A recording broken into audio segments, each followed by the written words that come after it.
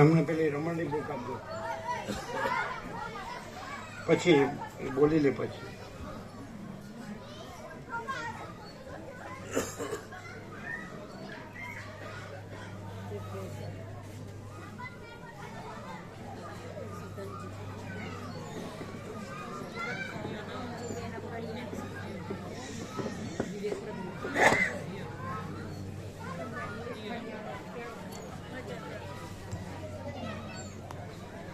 ઓમ જય પ્રભુ, જય પ્રભુ બધાને.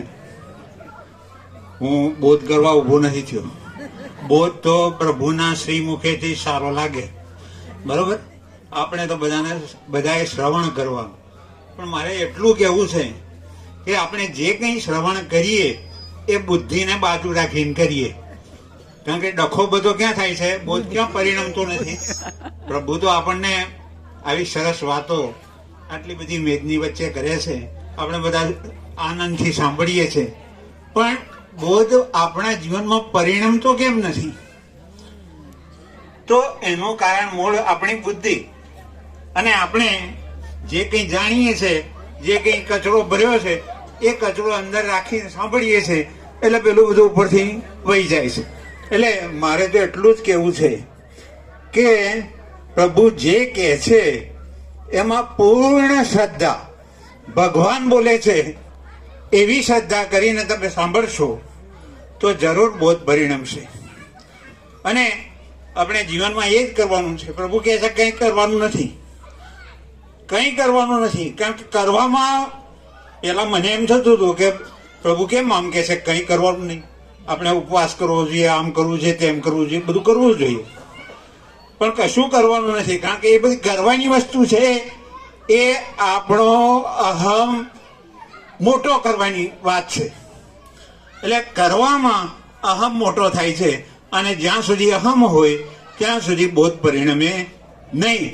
એટલે પ્રભુની દરેક વાતમાં જો ઊંડાણથી તમે શ્રદ્ધા કરીને, વિચાર કરીને, તમારી બુદ્ધિને બાજુમાં રાખીને સાંભળો તો જરૂર આપણે પણ ભગવાન થઈ જઈશું. આપણે બધા ભગવાન જ છીએ. પ્રભુ આપણને કહે છે કે આપણે તમે બધા ભગવાન જ છો. હું ભગવાન ને તમે ભગવાન, આપણે બધા ભગવાન અને બધું ભગવાન. એટલે આપણે ક્યાંય એવો વિચાર કરવાનો નથી બીજો આડો અવળો. અને પૂર્ણ શ્રદ્ધા રાખીને આ તત્વબોધ સાંભળશું તો જરૂર આપણને લાભ થશે. આપણને આ લાભ મળ્યો છે, ઘર આંગણે મળ્યો છે. આપણે ક્યાંય બહાર જવાનું નથી. અને આજુબાજુના પ્રદેશના બધા માણસો અહીંયા આગળ શાંતિથી આવીને આ તત્વબોધનો લાભ લે, એટલું જ મારે કહેવું છે. જય પ્રભુ, જય પ્રભુ.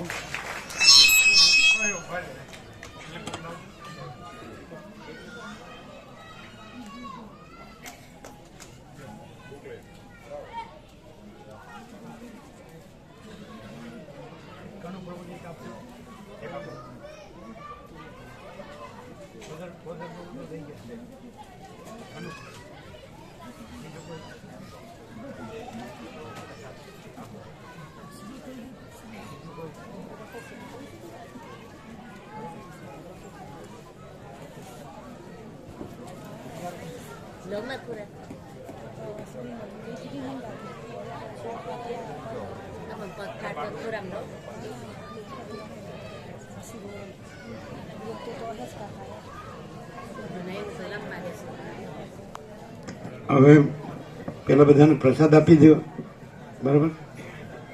બાળકો પણ પેલા આપી દો અને પછી બધાને આપો. હા, અહીંયા આપો આપો.